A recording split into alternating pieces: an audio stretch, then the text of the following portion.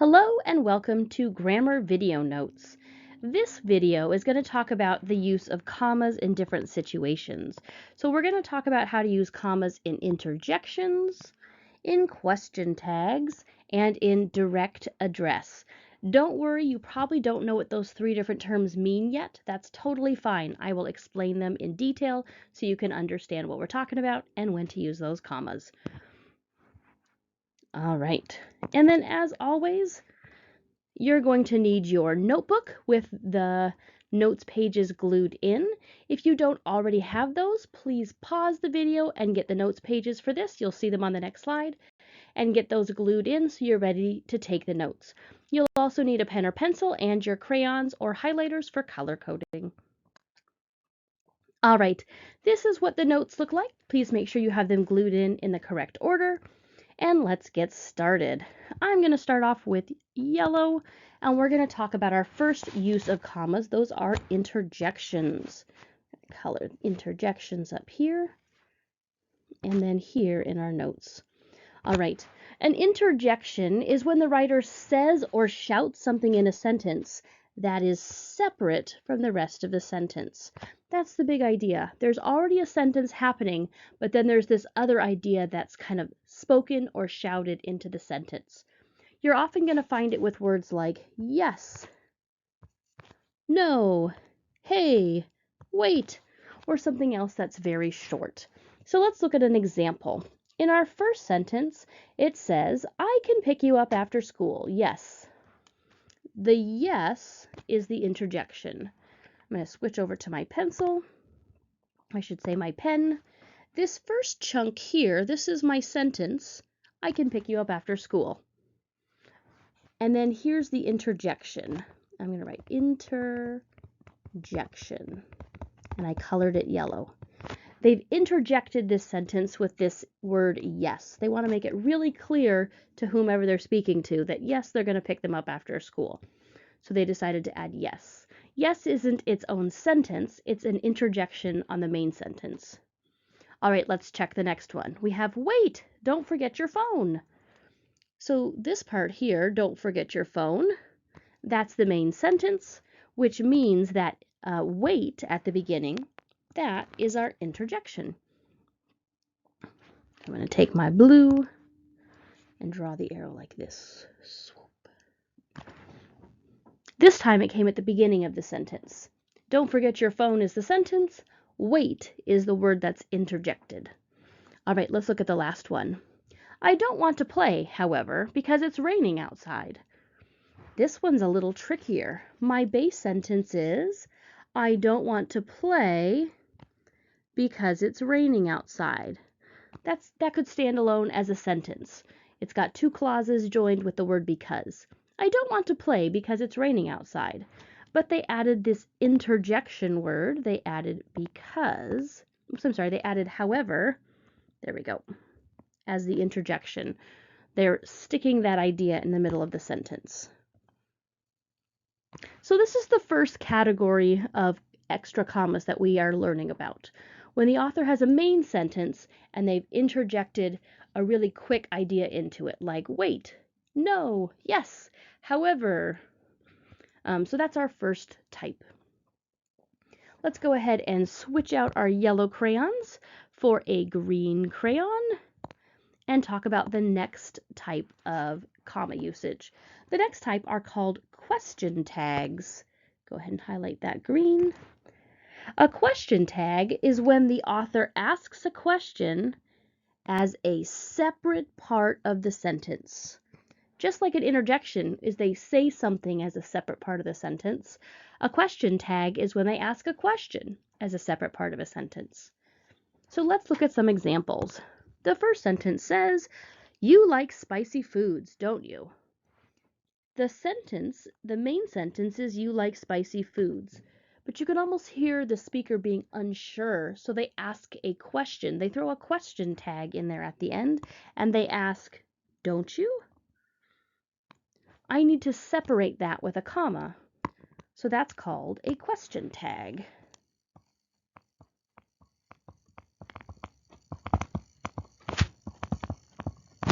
Right there, and that one comes at the end of the sentence. All right, the next line says, you go to dance practice on Thursdays, right? Again, the author asks or tells this statement, you go to dance practice on Thursdays. And then you can hear them asking the question to double check, right? This is another example of a question tag.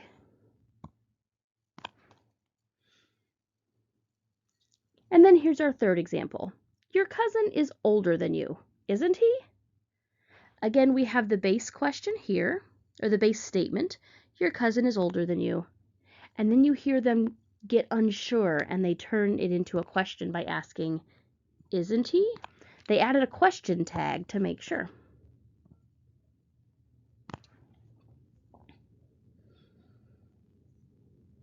All right, and then we have one more type that we're going to be talking about today. This last type is called direct address. So I'm going to switch over to a different color. I think I'm going to switch over into blue. And let's talk about the last type, which is called direct address. Oops, let me switch over like I meant to. There we go. All right, so direct address, direct means you go directly to someone. There's no stopping at other spots. And to address someone means to speak to them. So a direct address is when the author directly addresses a person or a group. Let's look at an example to clarify what that really means. The first sentence says, Diana, go get your flute for band. The main sentence is, go get your flute for band. But in this sentence, the author or the speaker is directly talking to one person. They're talking directly to Diana. So that's called a direct address. When you say the name of the person you're talking to in your sentence, that's a direct address. And there it is, Diana. Our next sentence says, do you want to watch a movie, Raoul, or play at the park? In this sentence, they're talking directly to Raoul. He's our recipient of our direct address. The rest of the sentence, do you want to watch a movie or play at the park, is the main sentence. And then the last sentence is a little bit tricky. There's no name in it, but a group of people are being directly addressed. You've probably heard this in school. The sentence says, turn to page 73 with me, class. In this sentence, the teacher is speaking directly to the entire group of kids, directly to the class. So in this one, the class is being directly addressed by the word class. Now, me is not the direct address. No one is speaking to themselves. They're speaking to the class. Turn to page 73 with me, class. All right, so you should have color-coded and sentences boxed and arrows drawn to these three situations.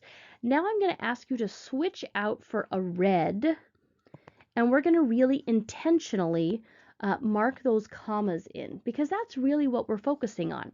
We're focusing on when we need to add those commas. So here we go. We've got those focused on, and we're ready to go back and add that. So up here in interjections, I'm gone all the way back up to the top where we're focused on interjections. And look at this first sentence again. I can pick you up after school. Yes. I need a comma between my main sentence and my interjection. Now there was already one there, but I'm going to ask you to use your crayon or colored pencil and make it really bold. If your crayon isn't going to work for that and you need to use your pen or pencil, that's fine. You could always draw it in really bold and then highlight it red. All right, here's our next sentence. Wait, don't forget your phone. Again, there's a comma, we're going to go over the top of it, between the interjection and the rest of the sentence. In this case, the interjection's at the beginning, and then there's a comma, and then there's the sentence. Now this third example is a little bit tricky. When the address is in the middle, first I tell the first part of my sentence, I don't want to play, then I do a comma and do my interjection, however, and then I do another comma and add the rest of my sentence because it's raining outside. So if the interjection's at the beginning or the end, I just separate it from the sentence with a comma. But if it's in the middle, I have a comma on either side of the interjection. It works the same way with question tags. Again, comma to separate my main sentence and my question tag. You like spicy foods, comma, don't you? You go to dance practice on Thursdays, comma, right? I'm separating the main sentence from the question tag. Your cousin is older than you, comma, isn't he? And we'll repeat this exact same strategy when looking at direct address. In the beginning, I have Diana is the person being addressed, so we say Diana, comma, go get your flute for band. In our next sentence, the name Raul is in the middle. He's being directly addressed in this sentence. So I'm going to have the first half of my sentence, then a comma, then the person being directly addressed, and then another comma, and then the rest of the sentence. So we'll do you want to watch a movie, comma, Raul, or play at the park? And then our last example, turn to page 73 with me, comma, class. So at the very bottom, I have a reminder that interjections, tags, and direct address can happen at the beginning, the middle, or the end of a sentence. We use commas to keep this information separate. Now let's move over to our practice page, and we're going to use our strategies to figure out where commas go. All right, our first section says, put commas in the correct place in each sentence. Then, tell why you need a comma or commas for that sentence. So here I have my first sentence. Do you have a favorite book, Milo? So I'm going to ask myself, is that an interjection? Is someone shouting a small piece of information? Is it a question tag? They have a regular sentence and then added a question to it? Or is it a direct address? Are they speaking to someone specifically? Now for this one, it might be tempting to say it's a question tag because it ends in a question mark. However, it also starts with a question word, so the whole sentence is a question. It's not a regular sentence with a little question added to it. So this would be, do you have a favorite book? And then I have the name Milo. In this sentence, they're not just talking about Milo, they are directly asking Milo. So this one would be a question tag. Go ahead and grab your green. And in this sentence, the word Milo is the direct address. So we can write that in over here. Direct address. That's the type. And we know that we're going to separate the main sentence, do you have a favorite book, from our direct address, Milo. So the comma comes right after the word book. The comma would be touching the K in book, not the M in Milo. All right, let's keep going. Our next sentence says, wait, I left my headphones in your house. Now there's no name in this one, and there's no question mark, so no one's asking a question. The main sentence is, I left my headphones in your house, but they've interjected this word, wait, at the very beginning. Since they chose to do that, this is an interjection sentence. So let me get my highlighter. There we go. And we can write that interjection.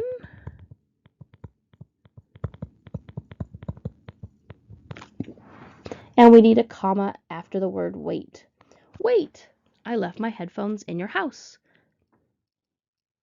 Now, if you're feeling pretty confident, I encourage you pause the video and try out the next four on your own, then restart the video and check your work. If you're not sure yet, if this isn't making a ton of sense, then just keep working along with me. All right, our next sentence says, you have track after school today, don't you? It ends in a question mark, which makes me wonder if it's a question tag. Let's see if there's a base sentence with questions added at the end. I can tell by the beginning, it doesn't start with a question word, so the whole sentence isn't a question. So the base sentence must be, you have track after school today, and then they ask the question at the end, don't you? Because of that, this is a question tag.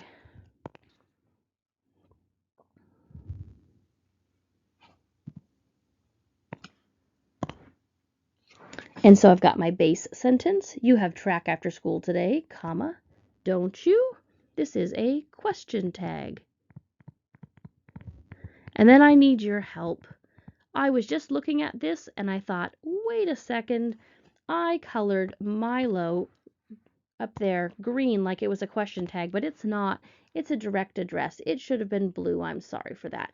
If you used your crayons and you have an eraser, try erasing over that green.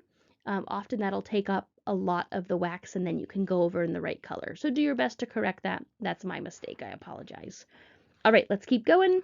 Our next sentence, stand on the sidelines, team, and cheer each other on. Ooh, this one is challenging. Is this an interjection? Did somebody say a sentence and shout something in there? Like, wait, no. I don't see an interjection. It's also not a direct, or it's not a question tag because I don't have a question mark. Stand on the sidelines, team, and cheer each other on. When I look closely, there's a group of people being told to do something. In this sentence, they're directly addressing someone. They're directly addressing the team. Maybe this is going to be at a track meet and the coach is telling the team where to stand and what to do. So in this sentence, the base sentence is stand on the sidelines and cheer each other on. And we're going to put commas around that. Stand on the sidelines, comma, team, comma, and cheer each other on. This is direct address.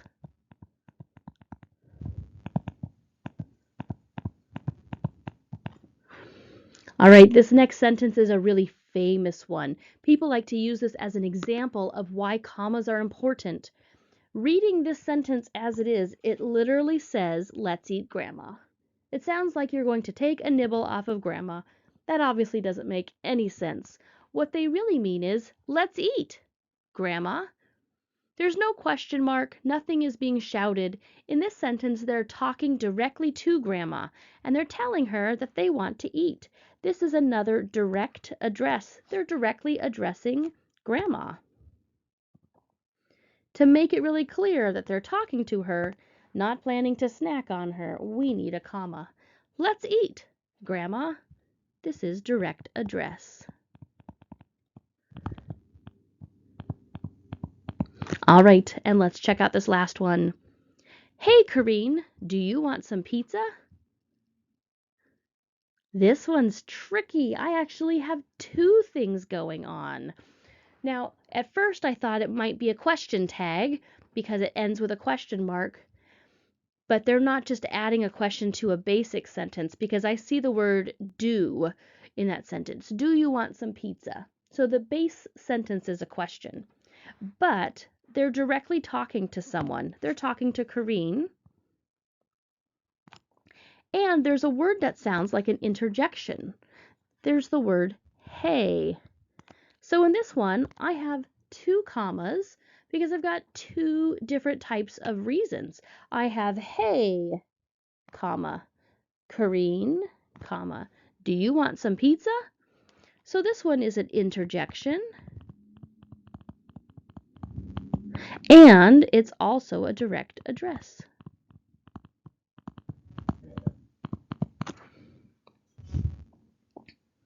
All right, which leaves us with our final tasks. Here at the bottom, we are asked to complete each writing task using an interjection, tag, or direct address.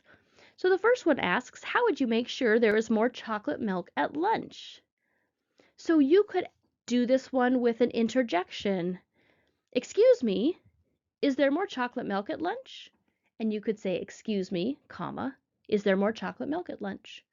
You could do it with a direct address. Maybe you're going to talk directly to the lunch teacher. Miss Natsumi, comma, is there more chocolate milk at lunch? You could ask her directly. Or you could use a question tag. There's more chocolate milk today, comma, isn't there? You get to decide which way you want to do that. The same thing for the bottom one. How would you tell your friend Manveer that they can come to your house after school? You could use an interjection. Hey, comma, you can come to my house after school today. Maybe you're going to use direct address. You can come to my house after school today, comma, Manveer. Or maybe you're going to use a question tag to ask, you're coming to my house after school today, comma, right, Manveer? Question mark. So those are all different ways you could do it. Your job is to figure out which way you would like to answer those tasks. And when you upload your photo, I'll be checking to see, did you use a comma to separate your interjection, your question tag, or your direct address? All right, go ahead and finish up your task and get those notes submitted in Canvas.